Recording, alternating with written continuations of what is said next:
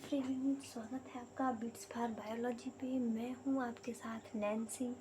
हम लोगों ने अभी पिछले वीडियो में मेंडल की बायोग्राफी को देख लिया था, क्या रीज़न थे मेंडल के सक्सेस होने का वो देख लिया था। फिर मेंडल ने क्या क्या लिया था, डोमिनेंट रेसेसिव किस किस क्रोमोसोम पे लिया था, वो चार्ट भी हम लोगों ने देख लिया था। अब हम लोग आगे बात करते हैं मोनोहाइब्रिड क्रॉस के बारे में। मोनोहाइब्रिड क्रॉस क्या होता है इसके बारे में हम लोग देखेंगे। तो मोनोहाइब्रिड क्रॉस सिंपली अगर हम बात करें तो मोनोहाइब्रिड क्रॉस क्या होता है, study of transmitted of one pair of contrasting character at a time. एक बार में जब हम एक ही कॉन्ट्रास्टिंग कैरेक्टर को एक बार में एक समय पे लेते हैं वो हमारा होता है मोनोहाइब्रिड क्रॉस। अगर हम एग्जांपल की बात करें तो मोनोहाइब्रिड क्रॉस में हमने प्लांट की हाइट को लिया है। सिंपली प्लांट की हाइट में दो हो गया, एक तो हमारा टॉल हो गया और एक हमारा जो इसको हम कैपिटल टी से डिनोट किए वो हमारा डोमिनेंट ट्रेट हो गया, और उसके बाद जो हम स्मॉल टी से डिनोट किए वो हमारा हो गया रेसिव ट्रेट। सिंपली अगर हम बात करें तो इसमें हमने क्रॉस कराया है capital T and small T के बीच में। तो ये हमारा जो F1 जनरेशन में मिला है वो हमें हेट्रोजाइगस कंडीशन मिली है। हेट्रोजाइगस कंडीशन मतलब कि ये टॉल वेराइटी मिली है। जब हम इसके F2 जनरेशन की बात करेंगे तो हम हेट्रोजाइगस कंडीशन जो हमें F1 जनरेशन में मिली थी उसी से हम उसकी सेल्फिंग कराएंगे, जिससे हमारा पनिट स्क्वायर तैयार होता है। पनिट स्क्वायर बन गया। अब हमने सेल्फिंग करा दी तो F2 जनरेशन में जो पनिट स्क्वायर बना है उसमें तो एक तो हमारा होमोजाइगस डोमिनेंट कंडीशन बना है एंड एक तो हमारा होमोजाइगस रेसेसिव कंडीशन बना है, और दो जो हमारा है वो हेट्रोजाइगस कंडीशन बना है। तो हम इसमें अब देखते हैं phenotypic and genotypic ratio. Phenotypic genotypic ratio की अगर हम बात करें तो हमने पहले पिछले वीडियो में ये बताया था कि फिनोटिपिक जो रेशियो होता है वो हमारा मॉर्फोलॉजिकली जो हम फिजिकली देख के बता सकते हैं, एंड जो जीनोटिपिक होता है वो इंटरनली जो हम बताते हैं वो होता है हमारा जीनोटिपिक रेशियो। फिनोटिपिक रेशियो की अगर हम बात करें तो हमने देखकर बता दिया कि कौन सा प्लांट टॉल है एंड कौन सा प्लांट ड्रॉप है। तो जो रेशियो आया था हमारा वो 3:1 का आया था, और ये जो 3:1 है वो हमारा आया कहाँ से था। ये जो टॉल वेराइटी है, एक तो ये होमोजाइगस डोमिनेंट एंड हेट्रोजाइगस दोनों कंडीशन जो है हमारा वो टॉल वेराइटी, एंड ये जो है रेसेसिव कंडीशन ड्रॉप वेराइटी हो गई। तो यहाँ पे हमने 3:1 का रेशियो निकाल लिया है। फिनोटिपिक एंड जीनोटिपिक की बात करें तो ये कैपिटल टी स्मॉल टी, ये जो हमारा रेशियो बना है 1:2:1 का, वो है हमारा जीनोटिपिक रेशियो। मेंडल्स ने कुछ लॉ दिए थे, और लॉ के बारे में हम देखते हैं कि कौन कौन से लॉ दिए थे मेंडल ने पहला तो लॉ दिया था law of dominance. Law of dominance के बारे में अगर हम बात करें तो लॉ ऑफ डोमिनेंस कहता क्या है। लॉ ऑफ डोमिनेंस ये कहता है कि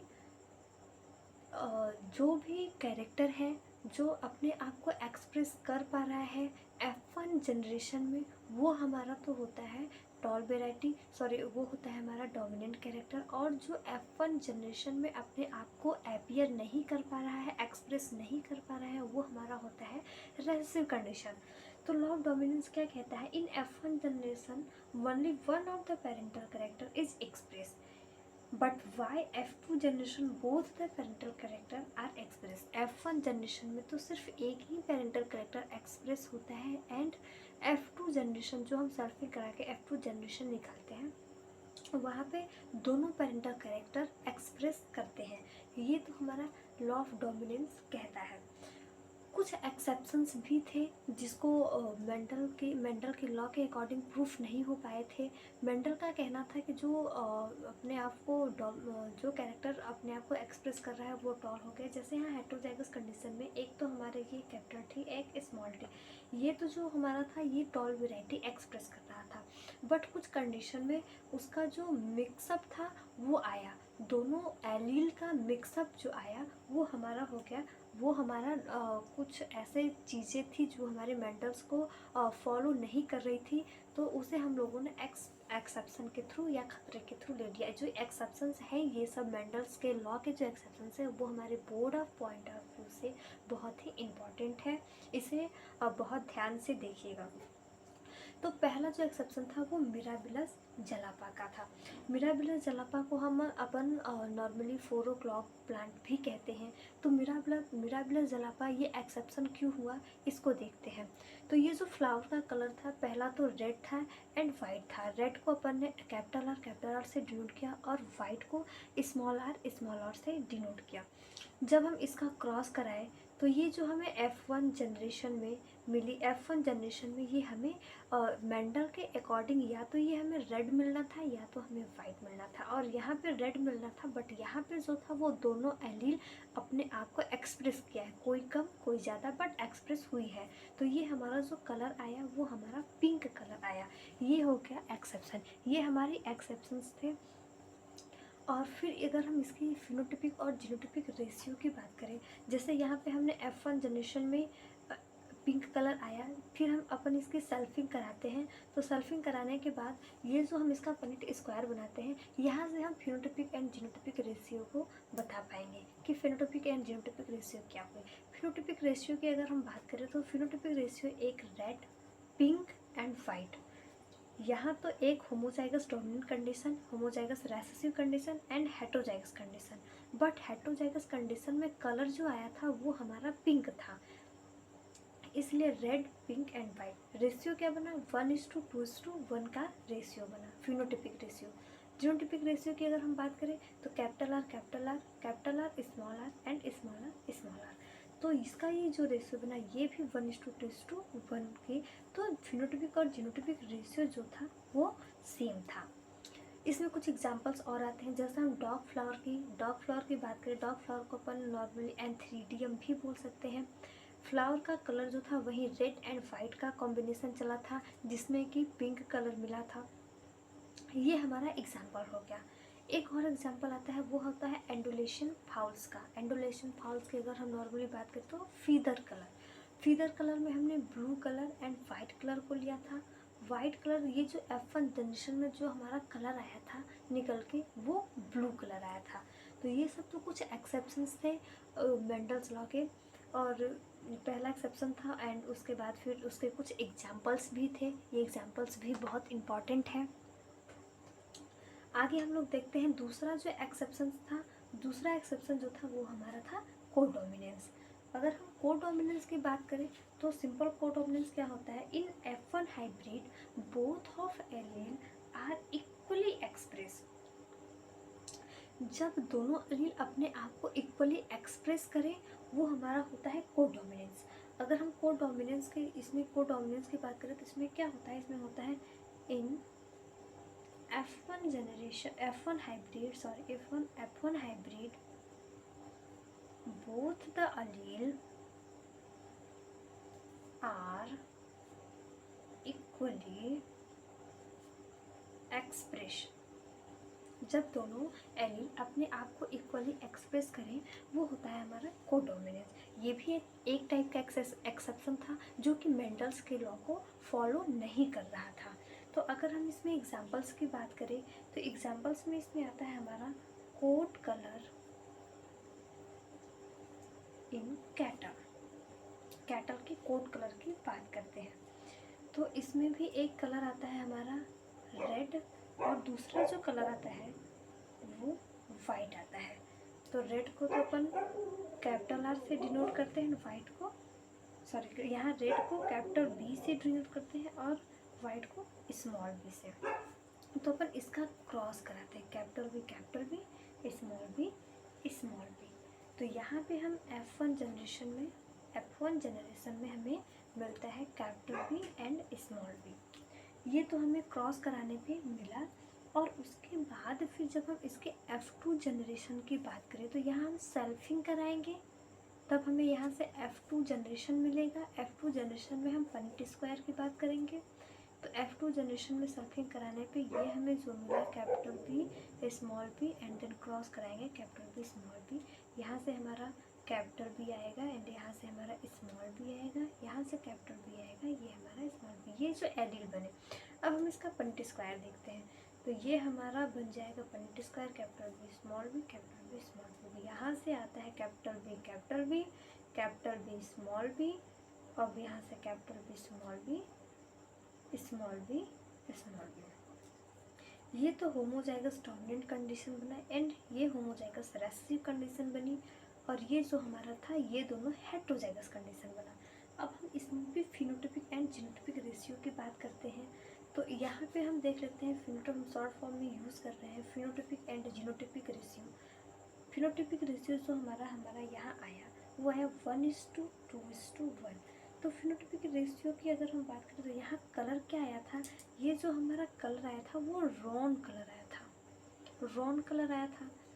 और पहला तो हमारा ये रेड कलर आया, दूसरा हमारा रॉन कलर आया, एंड तीसरा ये जो हमारा आया था वो वाइट कलर आया। अब वहीं हम जीनोटाइपिक रेशियो की बात करें तो ये रेशियो भी 1:2:1 का रेशियो ही चला। Capital B capital B capital B small B small B small B. ये हमारा फिनोटाइपिक जीनोटाइपिक रेशियो हुआ कोडोमिनेंस का। हम प्रॉपरली नोट्स इसका प्रोवाइड कर देंगे, पहले आप लोग इसे अच्छे से समझ लीजिए। और फिर इसमें भी एक और एग्जाम्पल आता है जो हमारा होता है ए बी ब्लड ग्रुप का। एक और एग्जाम्पल आता है जिसमें आता है ए बी ब्लड ग्रुप का। ए बी ब्लड ग्रुप का हमारा जो है वो एग्जाम्पल आता है इसमें ही एक और एग्जाम्पल आता है कोडोमिनेंस का। ए बी ब्लड ग्रुप का जो एलील होता है वो हमारा होता है IA IB, allele of A B blood group, ये इसका हो गया। ये इसमें भी ये जो दोनों एलील्स हैं ये दोनों एलील्स शो करते हैं कोडोमिनेंस। ये जो दोनों एलील हैं ये दोनों एलील कोडोमिनेंस को शो करते हैं। यहाँ एक और एग्जांपल्स आता है इसका कोडोमिनेंस का, वो होता है सिकल सेल ट्रेट। कौन सा? Sickle cell trait. अगर हम सिकल सेल ट्रेट की बात करें तो इसमें जो एलील बनता है वो तो हमारा होता है HBS और HBA। जो HBS होता है वो सिकल सेल होता है,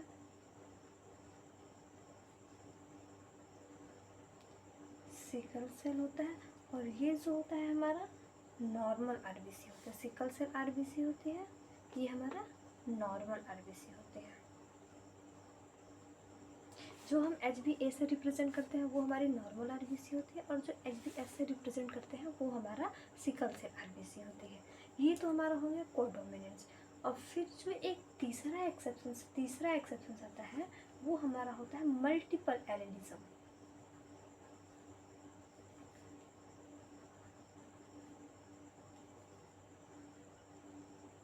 ये हमारा आती है मल्टीपल एलेलिज्म। तो अगर हम सिंपली मल्टीपल एलेलिज्म की बात करें तो मल्टीपल एलेलिज्म क्या होता है ये देखते हैं।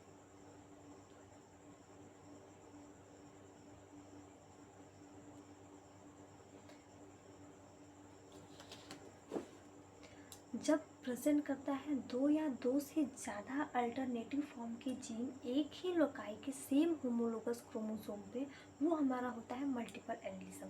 मल्टीपल एलेलिज्म की बात करें तो नॉर्मली हम इसको बोल सकते हैं present of more than 2 alternative form of a gene at same loci on a homologous chromosome is known as multiple allelism।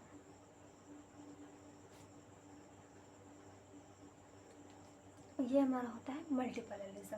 अगर हम इसमें एग्जाम्पल्स की बात करें तो एग्जाम्पल में आ जाता है हमारा ABO blood group in human.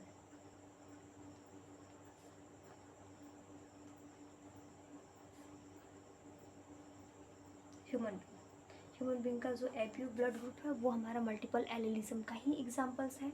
अगर हम इसमें एक चार्ट प्रिपेयर करें तो इसमें हमारा बनता है कुछ ब्लड ग्रुप के बाद ब्लड ग्रुप, एंटीजन, एंटीबॉडी, उसके बाद फिर इसका क्या जीनोटाइप होता है वो हम देखेंगे।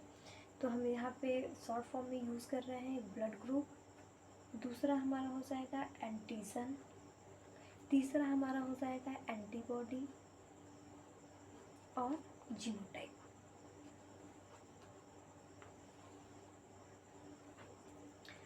तो अगर हम ब्लड ग्रुप की बात करें तो ब्लड ग्रुप पहला तो हमारा हो जाएगा ब्लड ग्रुप ए।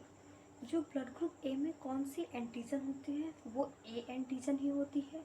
एंटीबॉडी जो होती है वो एंटीबॉडी बी होती है। और हम इसके जीनोटाइप की बात करें तो जीनोटाइप हमारा हो जाएगा I A and second one I A small I, ये हमारा जीनोटाइप हो जाएगा। दूसरा हम बात करते हैं ब्लड ग्रुप बी की। ब्लड ग्रुप बी में एंटीजन जो होगा वो बी एंटीजन ही होगा, एंटीबॉडी जो होगा वो एंटीबॉडी ए होगा, और बी का जो जीनोटाइप होगा वो होगा I B second one I B small I. तीसरा जो हमारा केस है वो है A B blood group. A B blood group में जो एंटीजन है वो तो हमारा ए बी ही रहेगा एंटीजन, एंड जो एंटीबॉडी है वो हमारा यहाँ पे एंटीबॉडी एब्सेंट होती है। हमारे ए बी ब्लड ग्रुप के पास कोई भी एंटीबॉडी नहीं होती है। जो इसका जीनोटाइप होता है वो जीनोटाइप होता है आई ए आई बी। चौथा हमारा होता है ओ ब्लड ग्रुप। अगर हम ओ ब्लड ग्रुप की एंटीजन के बारे में बात करें तो ओ ब्लड ग्रुप के पास कोई भी एंटीजन नहीं होती है। मतलब ए बी के पास, हमें ये याद रखना होता है, ए बी के पास कोई भी एंटीजन नहीं होती है, मतलब यहाँ ए बी के पास एंटीजन एब्सेंट होता है, और यहाँ ओ ब्लड ग्रुप के पास ए बी के पास एंटीबॉडी एब्सेंट होती है एंड ओ के पास एंटीजन एब्सेंट होता है। एंड इसका जो एंटीबॉडी होगा वो एंटीबॉडी ए बी हो जाएगा। जीनोटाइप जो इसका बनेगा वो इसका जीनोटाइप स्मॉल आई, ये हो गया हमारा। और जो ब्लड ग्रुप होता है, जो जीन होती है ब्लड ग्रुप की, वो chromosome number, gene of blood group, ये याद रखने वाली चीज़ें हैं। जो जीन होता है ब्लड ग्रुप का वो क्रोमोसोम नंबर 9 पे प्रेजेंट होता है। इसको याद रखिए, ये इम्पॉर्टेंट है, स्टार मार्क कर रहे हैं हम। क्या gene of blood group located on chromosome number 9। जो ब्लड ग्रुप का जीन है वो प्रेजेंट है क्रोमोसोम नंबर 9 पे। अब हम दूसरा देखते हैं RH फैक्टर।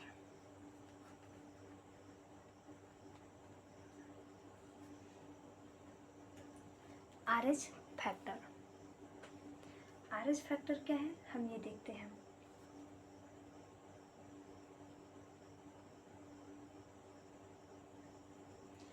पहले तो हम RH फैक्टर में देखेंगे कि इसका डिस्कवर किसने किया था। इसका discovered by Landsteiner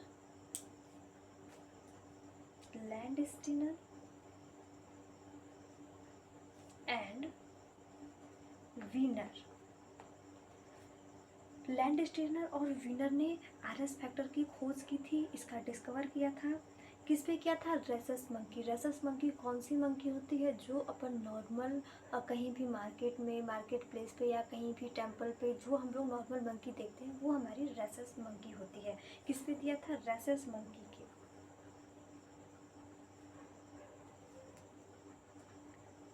rhesus monkey पे इन्होंने दिया था RH फैक्टर। उसे रेसस मंकी के नाम पे ही उसके हम RH फैक्टर बोलते हैं। RH फैक्टर बोलते हैं। रेसस मंकी के नाम पे ही उसका RH फैक्टर नाम पड़ा है।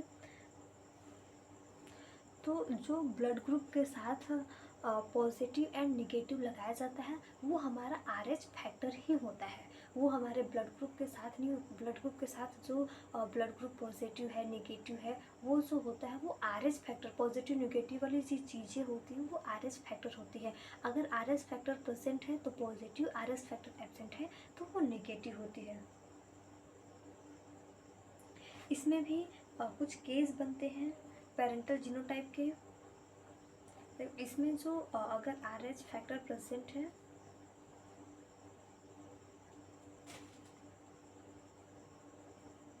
RH फैक्टर प्रेजेंट है तो उसे हम positive, RH positive and RH factor absent है निगेटिव, मतलब RH निगेटिव होते हैं। अब कुछ पेरेंटल जीनोटाइप बनते हैं जो कि parental genotype and child genotype होता है, उसे हम देखते हैं। यहाँ हम पेरेंटल जीनोटाइप लेते हैं, यहाँ हम चाइल्ड जीनोटाइप लेते हैं। कुछ शॉर्ट फॉर्म है, इसे देख लीजिएगा आप। ये चाइल्ड जीनोटाइप है, ये पेरेंटल जीनोटाइप है। अगर पेरेंट RH पॉजिटिव होगा, अगर पेरेंट का RH पॉजिटिव होगा, मतलब मेल या फीमेल, कोई भी मेल अगर RH पॉजिटिव है एंड RH जो फीमेल है वो RH नेगेटिव है, तो चाइल्ड में क्या केस बनेगा, बच्चे में क्या केस बनेगा, क्या वो RH पॉजिटिव होगा या RH नेगेटिव, क्या क्या पॉसिबिलिटी रहेंगी वो हम लोग देखते हैं। तो पेरेंट अगर RH पॉजिटिव है, एक मेल या फीमेल, मेल अगर RH पॉजिटिव है, फीमेल RH नेगेटिव है, तो क्या चाइल्ड क्या होगा, वो या तो RH पॉजिटिव भी हो सकता है जो पॉसिबिलिटी बनेगी, या तो फिर वो RH निगेटिव हो सकता है। दूसरा जो पेरेंटल का केस है, अगर हम दूसरा केस लें तो ये हमारा RH पॉजिटिव हो जाएगा एंड RH पॉजिटिव। अगर दोनों male and female both are the parent in RH positive, then child क्या होगा, या तो वो RH पॉजिटिव भी हो सकती है, जो पॉसिबिलिटी होंगी वो RH पॉजिटिव की भी होंगी, रेसस फैक्टर पॉजिटिव भी हो सकता है, रेसस फैक्टर निगेटिव भी हो सकता है, रेसस फैक्टर निगेटिव हो सकता है चाइल्ड में। अगर हम तीसरी केस की बात करें कि अगर दोनों both are the parent, male and female दोनों RH निगेटिव है, तो तब फिर चाइल्ड में केस बनेगी कि वो RH निगेटिव होगा। ये समझ में आया। अगर पेरेंट, मेल पेरेंट या फीमेल पेरेंट, अगर एक पेरेंट RH पॉजिटिव है and second parent RH negative है, तो जो चाइल्ड में केस बनेगा वो पॉजिटिव भी हो सकता है एंड निगेटिव भी हो सकता है। एंड सेकेंड केस में अगर दोनों ही पेरेंट्स RH पॉजिटिव हैं तो फिर चाइल्ड के केस में वो पॉजिटिव भी हो सकता है एंड देन निगेटिव भी हो सकता है। थर्ड केस में अगर हम बात करें कि दोनों ही पेरेंट का रेसस फैक्टर जो है वो निगेटिव है, तो चाइल्ड भी ऑफ कोर्स वो निगेटिव ही होगा।